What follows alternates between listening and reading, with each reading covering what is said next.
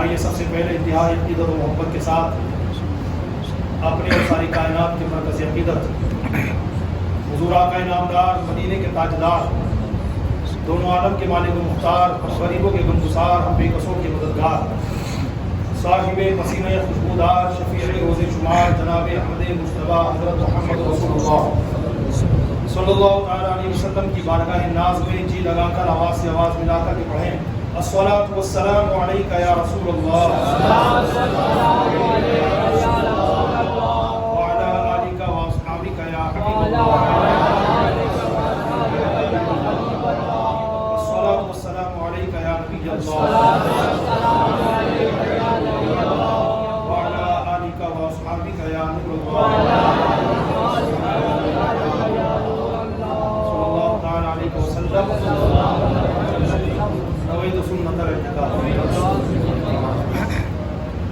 گرمی بڑی شدت کی ہے، جیسے کہ ہر کوئی گرمی سے پریشان سا ہو گیا ہو. دھوپ کی تمازت، گرمی کی تپش یقیناً ہمیں میدان محشر کی گرمی کی یاد دلاتی ہے. بیان کے شروع میں ایک وظیفہ سماعت فرما لیجیے. حدیث پاک میں آتا ہے نبی کونین صلی اللہ تعالیٰ علیہ وسلم ارشاد فرماتے ہیں جب گرمی تیز ہوتی ہے اور کوئی مسلمان یہ کہتا ہے لا الہ الا اللہ، آج کیسی گرمی ہے، اللہم اجرنی من حر جہنم، اے اللہ مجھے جہنم کی گرمی سے بچا، تو اللہ تعالیٰ جہنم سے فرماتا ہے تو گواہ ہو جا میں نے اس بندے کو تجھ سے پناہ عطا فرمایا. گرمی کے تمازت دیکھیے آپ، اور اس وقت الحمدللہ کچھ آثار ایسے نظر آ رہے ہیں کہ اللہ نے چاہا تو رحمت کی بارش ہوگی انشاءاللہ. اللہ پاک خاتون جنت کے مبارک قدموں کے صدقہ و فیض آسمان سے رحمت والا پانی نازل فرمائے، موسلادھار کرم کی بارش نازل فرمائے. اللہ تعالیٰ کا بہت بڑا فضل و احسان ہے کہ مالک نے گناہگاروں کو اپنے آخری پیغمبر جناب محمد رسول اللہ صلی اللہ تعالیٰ علیہ وسلم کی امت میں پیدا فرمایا ہے. ہم اس پر اللہ کا جتنا شکر ادا کریں کم ہے. میرے آقا دو جہاں صلی اللہ علیہ وسلم نے ایک موقع پر فرمایا جس کا مضمون کچھ یوں ہے کہ حضرت آدم علیہ السلام سے لے کر میری امت میں قیامت تک جتنے لوگ آنے والے ہوں گے سب کی قیامت کے دن 120 صفحے لگیں گی.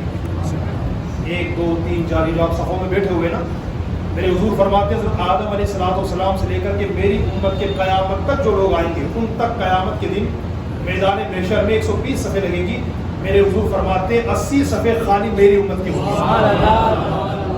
80 صفحے 80 صفحے حضور فرماتے ہیں وہ خالی میری امت کی ہوں گی. باقی 40 صفحے حضرت آدم علیہ السلام سے لے کر حضرت عیسیٰ علیہ السلام کی امتیوں کی ہوگی. ہمارے حضور کی امت حضور کی نسبت کی وجہ سے تمام امتوں میں افضل ہے. حضور کا ملک یعنی عرب شریف نسبت رسول کی وجہ سے تمام ملکوں سے افضل ہے. حضور کا شہر مدینہ نسبت رسول کی وجہ سے تمام شہروں سے افضل ہے. حضور کا خاندان نسبت رسول کی وجہ سے تمام خاندانوں سے افضل ہے. حضور کے آل اولاد، حضور کی نسل پاک رسول پاک کی نسبت کی وجہ سے تمام آل اولاد اور تمام بنی آدم سے سب سے افضل ہے. اور ایک بات میں بتا دوں، حضور کی امت کے ولی گزشتہ دور کے گزشتہ امتوں کے تمام ولیوں سے افضل ہے.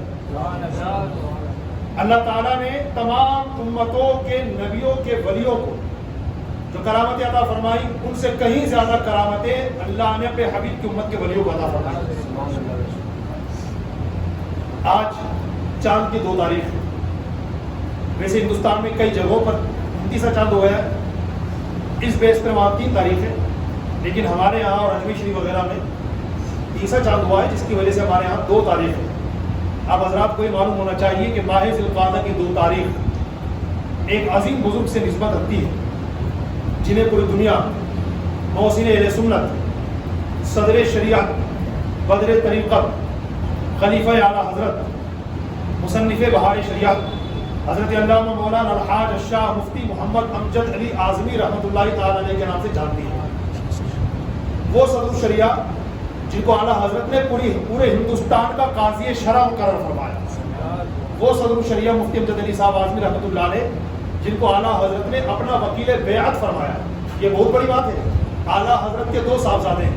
بڑے صاحبزادے کا نام حجت الاسلام حضرت علامہ حامد رضا خان رحمۃ اللہ علیہ، اور چھوٹے صاحبزادے کا نام مفتی اعظم ہند حضرت علامہ مفتی مصطفیٰ رضا خان نوری رحمۃ اللہ علیہ اعلیٰ حضرت نے اپنی بیعت کے حوالے سے وکالت ان دونوں شہزادوں کو بھی عطا نہیں فرمائی، بلکہ اپنے لاڈلے خلیفہ صدر الشریعہ مفتی امجد علی صاحب اعظمی رحمۃ اللہ علیہ کو عطا فرمائی، بلکہ اعلیٰ حضرت نے جو اپنے وصایا تحریر فرمائے کہ میرے انتقال کے بعد یہ کام کیے جائے، اسے وصیت کہتے ہیں نا، جیسے ہمارے یہاں بھی جب ہمارے بڑے بزرگ انتقال کرتے ہیں، کسی کے گھر میں دادا کا انتقال ہوا، نانا کا انتقال ہوا، تو انہوں نے وصیت کی، وصیت کرنی چاہیے، اور وصیت نیک کام کی جائے، گناہ کی وصیت نہ کی جائے، گناہ کرنا ایک گناہ، گناہ کی وصیت کرنا دوسرا گناہ، تو گناہ کی وصیت نہ کی جائے، نیک کاموں کی وصیت کی جائے۔ میرے حضور فرماتے ہیں جس کا خاتمہ وصیت پر ہوگا اللہ اسے جنت عطا فرمائے، تو وصیت ضرور کی جائے۔ مثال کے طور پر کسی نے اپنے گھر والوں کو وصیت کر دی کہ میرے انتقال کے بعد ہمارے گھر میں مدنی ماحول، اسلامی ماحول، دینی ماحول رہنا چاہیے، پردے کا ماحول رہنا چاہیے، قرآن پاک کی تلاوت کا ماحول رہنا چاہیے، نمازوں کا ماحول رہنا چاہیے، سچ کا ماحول رہنا چاہیے، بڑوں کا ادب، چھوٹوں پہ شفقت کا ماحول رہنا چاہیے، مہمانوں کی مہمان نوازی کا ماحول رہنا چاہیے، دسترخوان کے وسیع ہونے کا ماحول ہونا چاہیے، درود و سلام کی کثرت کا ماحول ہو۔ یہ کیا کر رہے ہیں آپ؟ وصیت کر رہے ہیں۔ میرے حضور فرماتے ہیں جس کا انتقال وصیت پر ہوگا میرا اللہ اسے جنت عطا فرمائے گا۔ لیکن ایسا نہ ہو انتقال ہونے والا ہے جناب کا اور وصیت کر رہے ہیں وہ فلاں میرا جو رشتہ دار ہے نا، وصیت کر رہا ہوں میں، میرے جنازے کو کندھا بھی نہ دے۔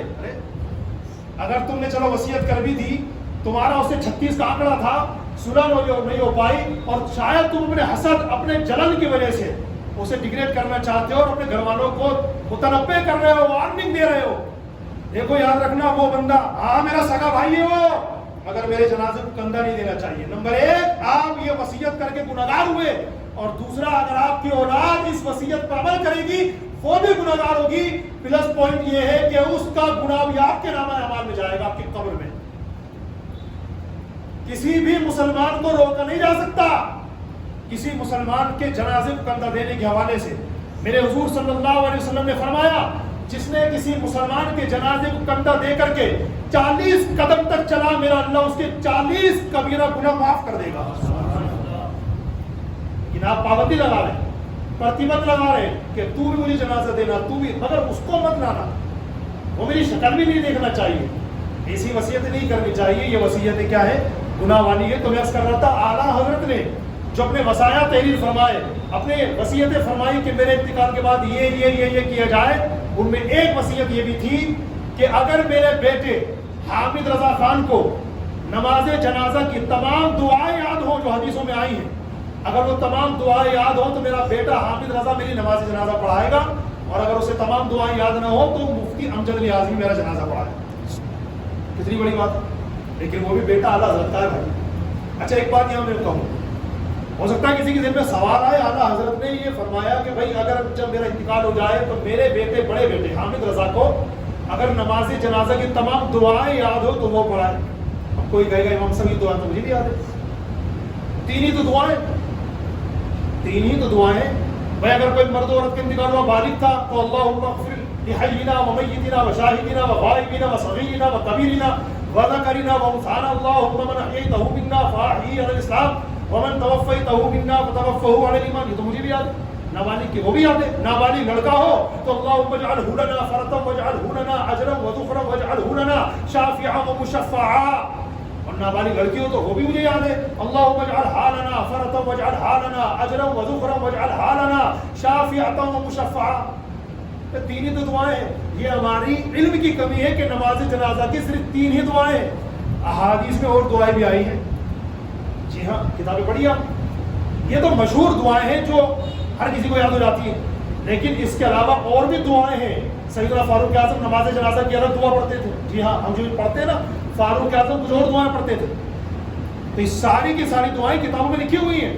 تو خیر ایک دو نہیں، کئی دعائیں ہیں۔ تو اعلیٰ حضرت نے فرمایا میرے نماز جنازہ پڑھانے میں اگر حامد رضا خان میرے بڑے شہزادے کو تمام دعائیں یاد ہو تو وہ پڑھائیں، ورنہ مولانا امجد علی اعظمی پڑھائیں، وہ جن کا جو سے مقدس ہے، لیکن وہ بھی اعلیٰ حضرت کے صاحبزادے تھے، تو مفتی حامد رضا خان جو اعلیٰ حضرت کے بڑے صاحبزادے ہیں، چونکہ ان کو تمام دعائیں یاد تھی اور اسی لیے لوگوں نے انہیں کو آگے کیا اور انہوں نے اعلیٰ حضرت کی نماز جنازہ پڑھائی۔ تو میں عرض یہ کرنا چاہ رہا تھا، اللہ تعالیٰ نے صدر الشریعہ مفتی امجد علی صاحب اعظمی رحمۃ اللہ علیہ کو بڑے مرتبوں سے نوازا ہے، اردو زبان میں انسائکلوپیڈیا ہے وہ کتاب جس کو آج امیر اہل سنت اور تمام علماء فقہ حنفی کی عالم بنانے والی کتاب کہتے ہیں.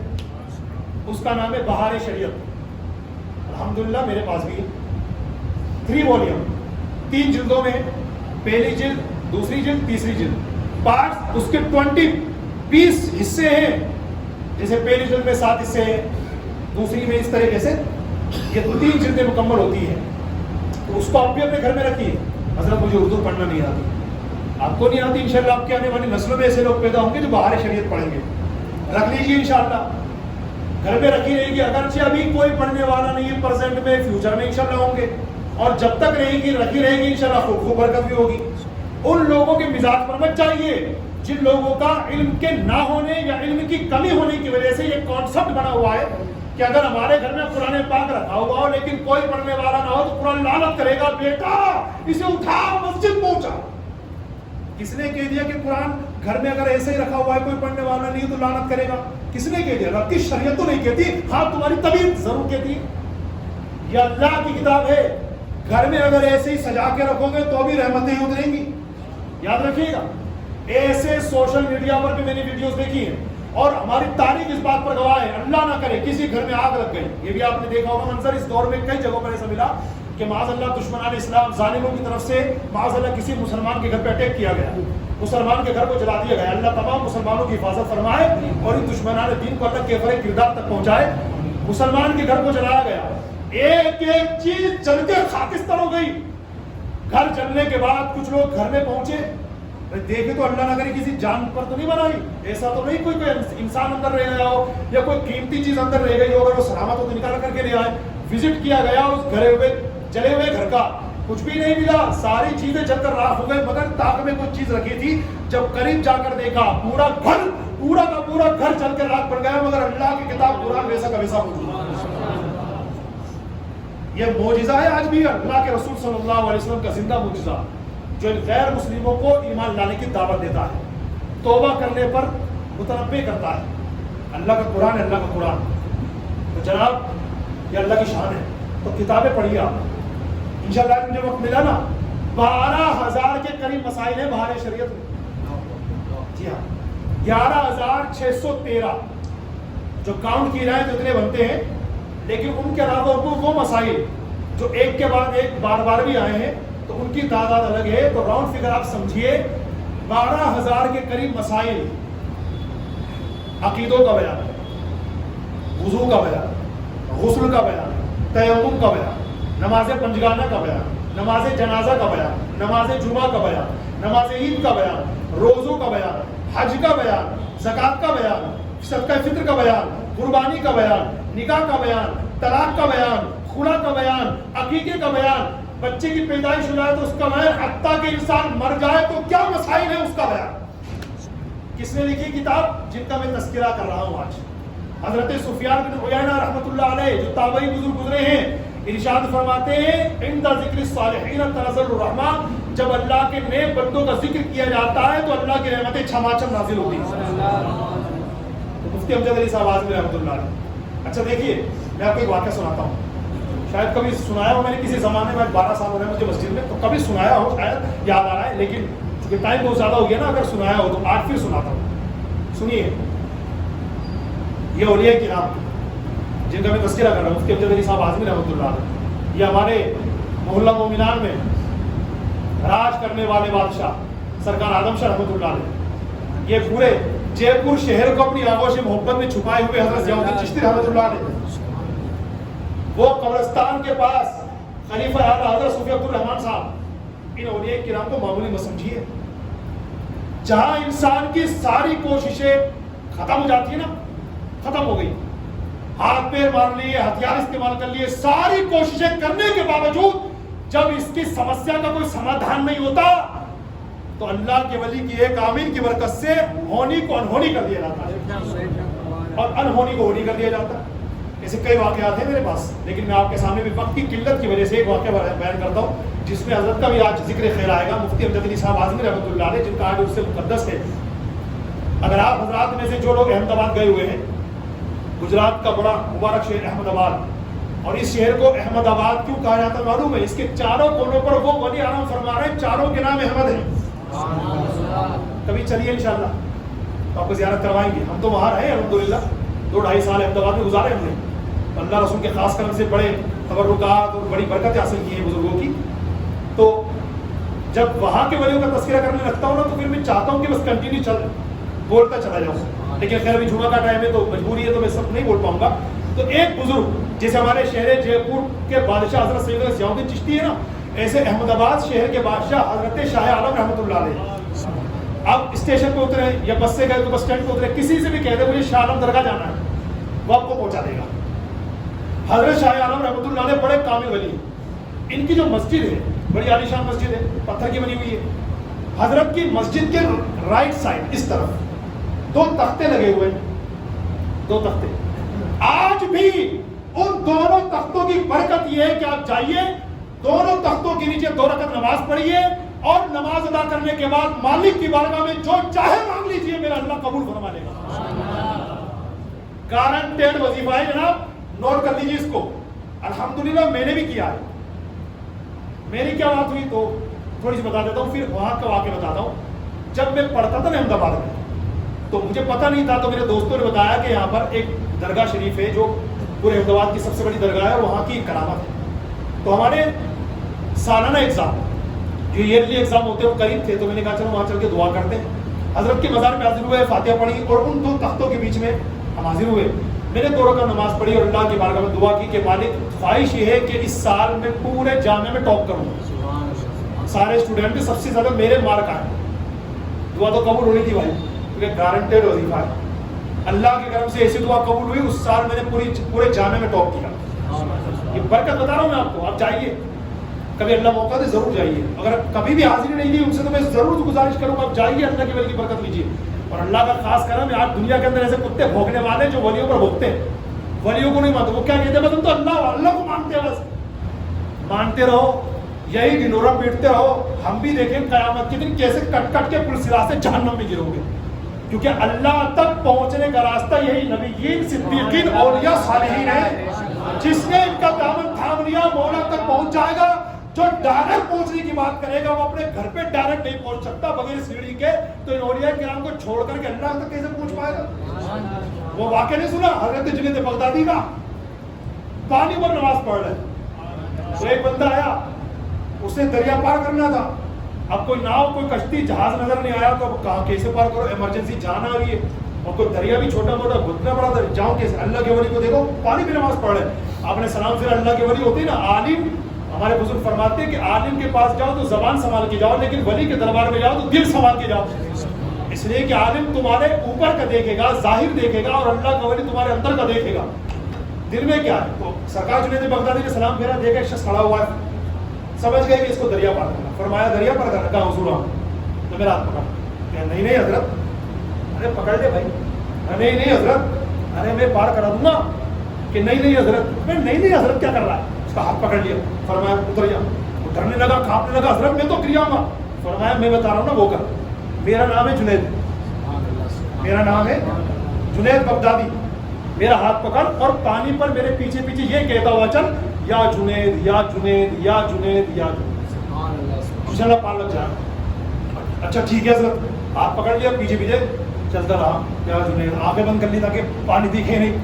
یا جنید یا جنید. اب بیچ دریا میں پہنچے. آنکھ کھولی کہ یار کنارہ آیا کہ نہیں آیا. جیسے آنکھ کھولی تو آگے پانی، پیچھے پانی، دائیں پانی، بائیں پانی. گھبرا گیا.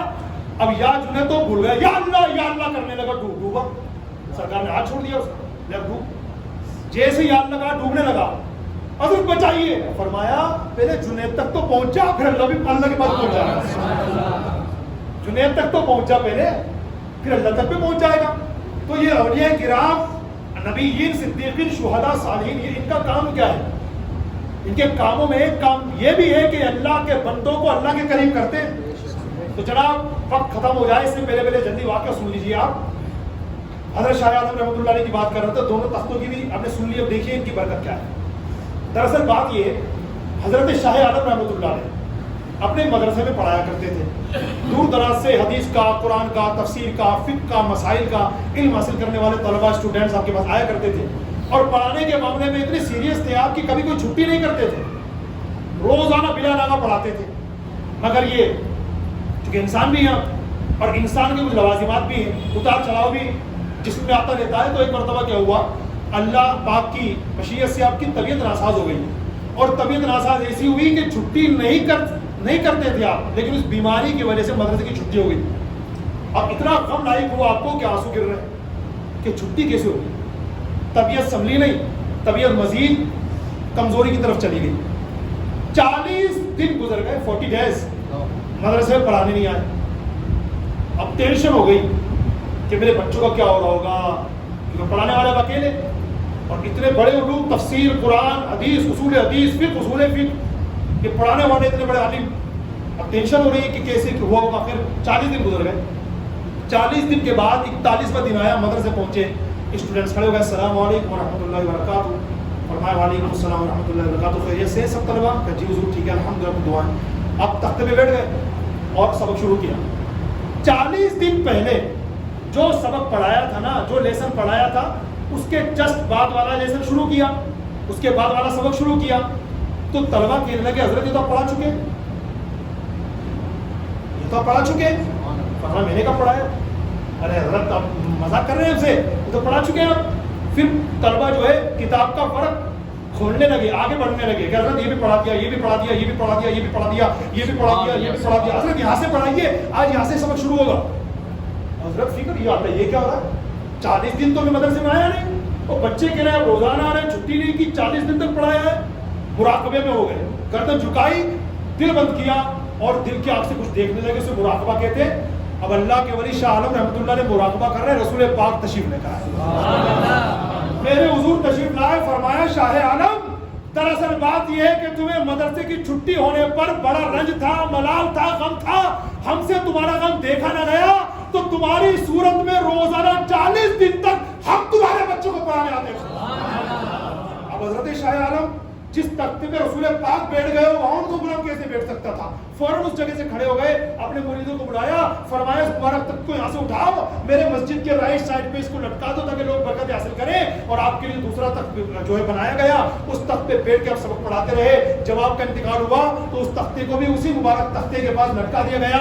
آج کی تاریخ میں بھی آپ جائیے احمد آباد سرکار شاہ عالم کے مزار شریف پر, ان کی مسجد میں سیدھے ہاتھ کی جانب وہ 2 تختے ریڈ کلر کے کپڑے میں پیک ہیں. ان دونوں کے نیچے کئی خوش نصیب لوگ نماز پڑھتے ہیں, اور جو بندہ نماز پڑھ کے اللہ کے بارگاہ میں جو چاہے دعا مانگ لے. شرط یہ ہے کہ نیک اور جائز دعا ہونی چاہیے, ناجائز دعا نہیں, کسی کو مار ڈالنے کی, کسی کو برباد کرنے کی, کسی کو تباہی میں ڈالنے کی دعا نہ ہو. نیک اور جائز دعا ہو, آپ کے کاروبار میں برکت ہو, آپ بے اولاد ہیں تو اولاد ہو جائے, آپ پریشان ہیں پریشانی ختم ہو جائے, قرضوں میں ڈوبے ہوئے ہیں قرضہ ختم ہو جائے. ادروائز جتنی بھی ہیں, بیٹی کی شادی نہیں ہو پا رہی, بیٹی کی شادی ہو جائے, رشتے ہو جاتے ہیں ٹوٹ جاتے, سکسیس ہو جائے, انشاءاللہ جتنی بھی XYZ آپ کی پریشانی آئے, جائیے اور وہاں اللہ کے ولی کے وسیلے سے دعا مانگیے. آپ جو دعا کریں گے میرا مالک پوری فرما دے گا. یہ اب یہ بزرگ جن کا آج عرس منا رہے ہیں, یہ بھی گئے تھے حضرت شاہ عالم کے دربار میں. مفتی امجد علی صاحب اعظمی رحمۃ اللہ علیہ, سنیے ان کا بھی واقعہ 2-3 لائن کا. حضرت گئے شاہ عالم کے مزار پر, فاتحہ پڑھی, اور پھر وہیں آئے کہاں, مسجد میں, جہاں سیدھے ہاتھ کی جانب 2 تختے لگے ہوئے. وہاں حضرت آئے, سرکار مفتی امجد علی اعلیٰ حضرت کے خلیفہ مصنف بہار شریعت جن کا عالم ذکر خیر کر رہے ہیں, اور وہاں پر آ کر انہوں نے بھی نماز پڑھی, اور نماز ادا کرنے کے بعد مولا کے دربار میں دعا کی. ٹھیک ہے, جو بھی دعا کی ہو, ہمیں پتہ چلے گا کیا دعا کی. دعا کر کے فارغ ہوئے. تو آپ کے ساتھ جو آپ کے مرید تھے نا, وہ بھی مفتی تھے, عالم تھے, تو انہوں نے ادب سے اس کی حضور اپنے یہاں کیا دعا کی, کیونکہ یہاں تو ہر دعا قبول ہوتی ہے ماشاءاللہ, تو ہم نے اسپیشلی کیا دعا کی. تو دیکھیے غور سنیے گا, صدر الشریعہ سرکار مفتی امجد علی اعظمی رحمۃ اللہ علیہ فرماتے ہیں اپنے مرید سے, مفتی صاحب میں نے یہ دعا کی ہے, یا اللہ مجھے ہر سال حج نصیب فرما, مجھے ہر سال حج نصیب فرما. دعا تو قبول ہونی تھی, مانگی کہاں تھی, دعا قبول ہو گئی. اسی سال آپ کو رسول پاک کے طرف سے بلاوا آیا, سفر حج نصیب ہو گیا. لیکن دیکھو اب اپنے علاقے مئو گھوسی جو ہے یو پی میں, وہاں کے رہنے والے تھے آپ. آج بھی ماشاءاللہ آپ کا مزار مقدس وہاں موجود ہے. کل وہاں سے پاک منایا جا چکا ہے, کیونکہ وہاں 29واں چاند ہوا ہے, ہمارے یہاں 30واں ہوا ہے, تو اس لیے ہم آج منا رہے ہیں. تو سرکار صدر الشریعہ اپنے گھر سے روانہ ہوئے, بمبئی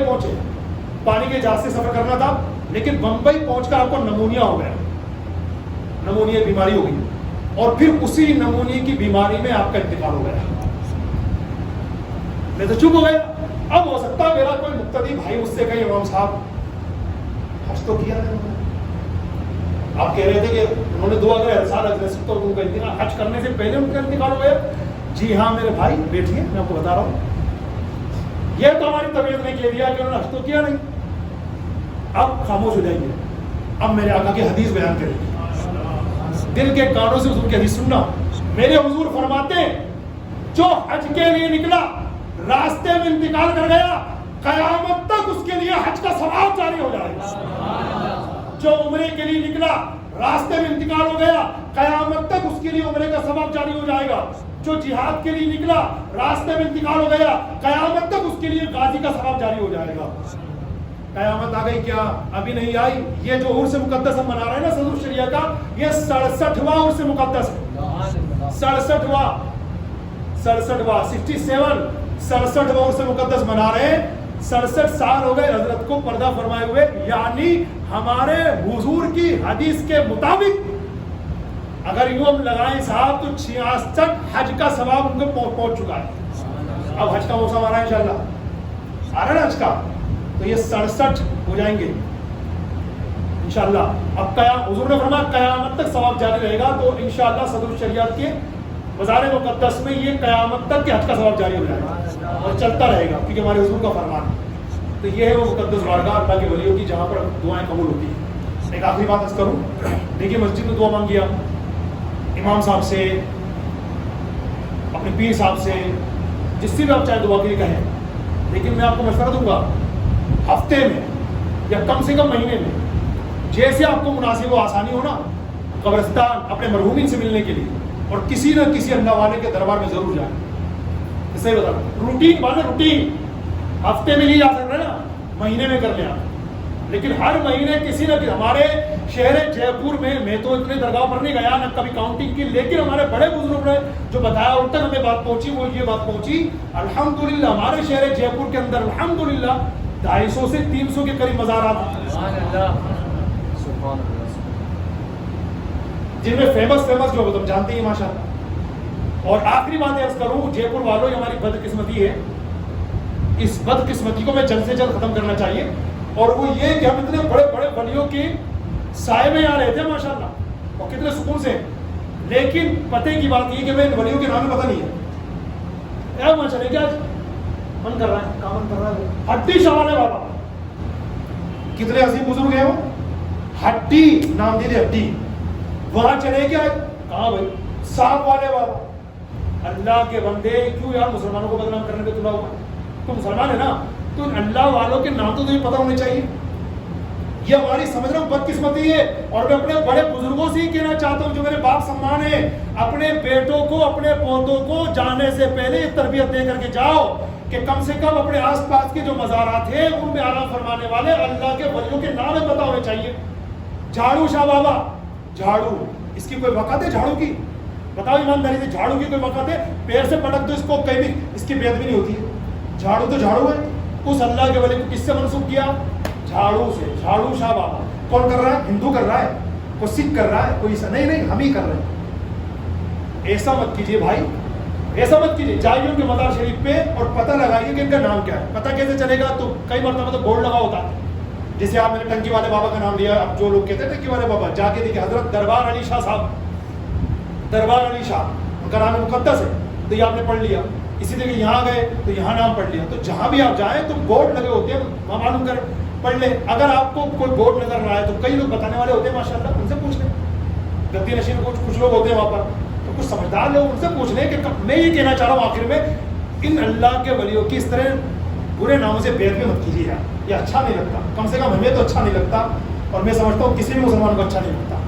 اس لیے ان کے نام پتہ کیجیے ماشاءاللہ. تو آج کا جو ہم نے بیان کیا مختصر وقت تھا, مختصر باتیں ہوئی صدر الشریعہ کے بارے میں. آپ آخر میں اعلان سماعت فرما لیں. آج انشاءاللہ ہماری مسجد میں نماز عصر کے بعد صدر الشریعہ علیہ رحمت و رضوان کی بارگاہ میں فاتحہ خوانی کا انشاءاللہ تحفہ پیش ہوگا. یہاں پر فاتحہ خوانی کی محفل ہوگی.